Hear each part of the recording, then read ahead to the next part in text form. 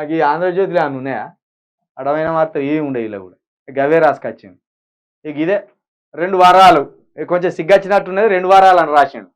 2 గ్యారంటీలు అని రాస్తలేదు. అబ్బో వీళ్ళు శిల్క ప్రవీణ్ జర్నలిస్ట్ శంకర్ వీళ్ళు రోజు పేపర్లను తిడతాను, వాళ్ళ వాస్తవాలు చెప్తాను ప్రజలకు. కానీ ఇక 2 వారాలు ఇది కరెక్ట్. వరాలేంది వారాలు మొత్తం జీవితాలు మారిపోతాయి వాళ్ళకు. 2 హామీలను రాయిర్రి వరాలట. మీరు ఏదో వజ్రాలు ఇచ్చినట్టు, బంగారం ఇచ్చినట్టు, ముత్యాలు ఇచ్చినట్టు, డైమండ్ ఇచ్చినట్టు. వరాలేంది వరాలు? హామీలు, ఇచ్చిన హామీలు. పేపర్ భాష వాడండి. మీరు రాజులు కాదు కదా వరాలు ఇచ్చడానికి. ఆంధ్రజ్యోతి రాధాకృష్ణ గారు జర్ర మీరు 70 సంవత్సరాలకు వస్తాను జర్నలిజం విలువలు కాపాడుర్రి, సిగ్గుపోతుంది. ఎందుకు ఈ కథ? లేని కథలు అన్ని రాసుడు. ప్రజలారా ఏమన్నా మళ్ళా వీళ్ళేమన్నా కామెంట్లు పెట్టిండ్లా? రైతు బంధు 4 ఎకరాలకు పడలేదు. మల్లిగానికి రేవంత్ రెడ్డికి తెలిసి ఉంటే ఎప్పుడో రైతు బంధు వస్తుండే. తెలిసి ఉంటే తెలివి రైతు బంధు 4 ఎకరాలకు పడలేదు. మల్లిగానికి రేవంత్ రెడ్డికి తెలివి ఉంటే ఎప్పుడో బంధు పడుండే. అంటే వాళ్ళకి తెలివి ఉన్నది, జనాన్ని ముంచే తెలివి ఉన్నది, జనం మీద డబ్బులు ఎట్లా కాజేయాలనే తెలివి ఉన్నది.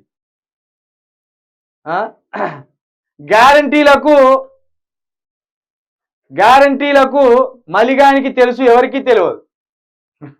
ఏందో మరి ఏం తెలుసు వానికి. ఈయన మంచిగా రాసిండు. అబ్బో ఏంటిది ఓం సాయిరామ్ అట, నీకు పగలకుండా చూసుకో అంట. నాకు పలుగుతుందో పలగదో దేవుడు ఉన్నాడు, కానీ జర్ర ఈ దుర్బుద్ధి పక్కన పెట్టుకో. నీకు మొత్తం ఇరిచిపడేది ఎట్లయితుంది? ప్రతి మనిషిది గట్టినే. ఇంకా మేమన్నా ప్రజలకు అక్కడికచ్చ మాటలు చెప్తాను, ప్రజల కోసం నిలబడి మాట్లాడతాను. ఈ వ్యర్థమైన కామెంట్లు ఎందుకురా బాబు? ముందు దుర్బుద్ధి లేకుండా సద్బుద్ధి ఇవ్వాలని పెట్టుకో. ఇక్కడ పెట్టుకున్నాగా ఓం సాయిరామ్ అని ఆ దేవుని మొక్కు. అయ్యా నాకు ఇట్లా ఏంటిది సోషల్ మీడియాలో చెడు కామెంట్లు పెట్టకుండా నాకు ఈ దుర్బుద్ధిని తీసేయి దేవుడా. మళ్ళీ పోయి నీ పేరు పెట్టుకున్నా నేను, కానీ ఇంత జ్ఞానం కూడా లేదు దేవుడా నాకు, కానీ ఆ దుర్బుద్ధి తీసేసుకో. సిగ్గులేని కథ. మద్యం నిషేధించాలి 100%. అసలు మద్యాన్ని మొత్తం పూర్తిగా నిషేధిస్తాం మంచిది, ఇంకా ప్రజలు బాగుపడతారు. ఈ కూలికి పోయేటోళ్ళు 4 పోయేటోళ్ళు అక్కడ పోయి పొద్దంతా పని చేసుడు, రాగానే కోటర్ తీసుకొచ్చుకొని తాగి ఇక్కడ ఆరోగ్యం పాడు చేసుకున్నాడు. అడిగి పోయి తను మళ్ళీ కూలికి పోయే అది బాడీని పడుతుంది, మళ్ళీ వచ్చి ఇక్కడ తాగి అట్లా ఆరోగ్యం పాడు చేసుకున్నాడు. ఎవరో కానీ నేను మంచిగా శిరీష్ మద్యం బ్యాన్ చేయాలి, మద్యం నిషేధించాలి. మంచిదే, నిజమే. ఈ నిజానికి అరే బేవకూఫ్ గాలారా తెలంగాణ ఎందుకురా ఇంకా రేవంత్ గానికి సపోర్ట్ చేస్తున్నారు. కేసీఆర్ ఇలాంటి పని చేయాలంటే ఒక్కడు కూడా మిగిలేవాడు కాదురా అని. కొంచెం ఎంత ఆవేశం వచ్చినా దయచేసి ఆవేశానికి పోయి బూతులు జారకూడదు. సోషల్ మీడియాలో కామెంట్స్ పెట్టేటప్పుడు కూడా కొంత ఉండగలిగిన కామెంట్స్ పెట్టాలి. అప్పుడే మన పరిపక్వత కావచ్చు, మనకున్న ఆలోచన విధానం కావచ్చు, మనం ఏం కోరుకుంటున్నామో జనానికి అర్థమవుతుంది. మనం చెడు మాటలు తిట్టుకుంటా పోతే ఇది పద్ధతి కాదు. ఎవరు కూడా రేవంత్ రెడ్డిని కావచ్చు, కేసీఆర్ని కావచ్చు, ఎవరిని కావచ్చు దుర్భాషలు ఆడొద్దు. దుర్భాషలు ఎట్టి పరిస్థితుల్లో వాడొద్దు.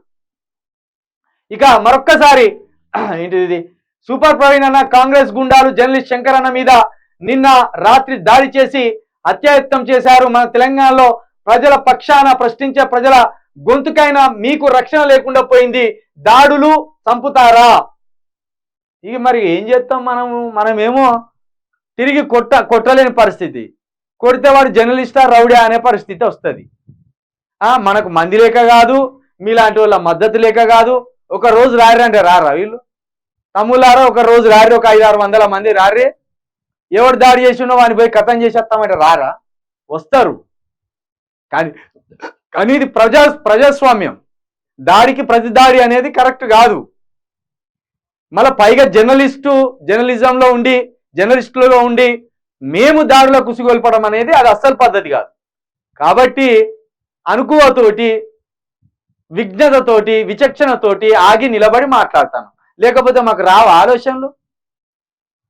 మాకు ఆలోచనలు రావా? మాకు దాడికి ప్రతి దాడి ఎట్లా చేయాలనే వ్యూహం తెలియదా? అన్నీ తెలుసు. కాకపోతే మనం పబ్లిక్ ప్లాట్ఫామ్ మీద ఉండి మాట్లాడేటప్పుడు కొంత విచక్షణతోటి, కొంత విజ్ఞానంతో, కొంచెం ఆలోచనతోటి ప్రజాస్వామ్యాన్ని రక్షించమని చెప్తూ ప్రజాస్వామ్య పద్ధతిలో ప్రశ్నించమని చెప్పాలి అంతే. అది జర్నలిస్టులుగా మా బాధ్యత. ఇక అది చేయలేమని తెలిసి వీళ్ళు దాళ్లకు ఉసిగొల్పుతాను.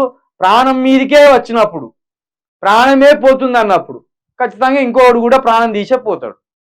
ఆ స్థితి రావద్దు అంటే రేవంత్ రెడ్డి గారు మీ మనుషులను, ఈ క్రూరులను, మీ వ్యక్తులను కొంచెం అదుపులో ఉంచుకొని విమర్శను స్వీకరించండి. రేవంత్ రెడ్డి గారు విమర్శను మీరు స్వీకరించే కొద్దీ ఉన్నతంగా ఎదుగుతారు.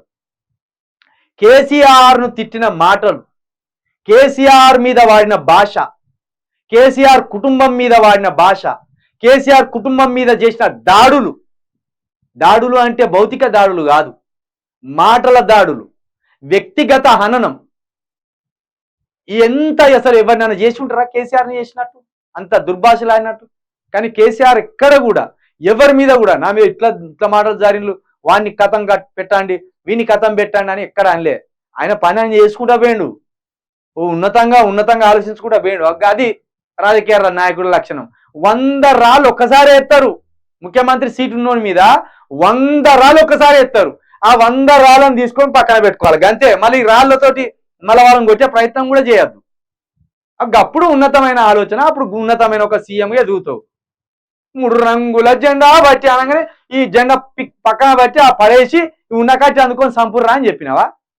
ఈ అడ్డమైన పాలన, తెలివికాల పాలన అయితే గిట్ల దాడులు చేస్తారు. గిట్ల జర్నలిస్ట్ శంకరమే గీ దాడుల గింతనా సావు దెబ్బలు కొట్టుడా. ఇదే స్థితిలో ఇంకో వ్యక్తి రేవంత్ రెడ్డి వాళ్ళ ఇంట్లో ఉన్న వ్యక్తి మీద ఇదే దెబ్బలు పడితే ఎట్లుంటాయి? ఆ బాధ తెలియదా? మీ మాటలు మాట్లాడుతుంటేనే మీరు ముఖ్యమంత్రి కాబట్టి మాట్లాడతాను. మీరు ముఖ్యమంత్రి కాకపోతే మాకేం పనే? 2018లో రేవంత్ రెడ్డి గురించి మాట్లాడుకున్నామా? 2016లో రేవంత్ రెడ్డి గురించి మాట్లాడుకున్నామా? 17 సంవత్సరాలుగా రేవంత్ రెడ్డి అయితే రాజకీయాలలోనే ఉన్నాడుగా.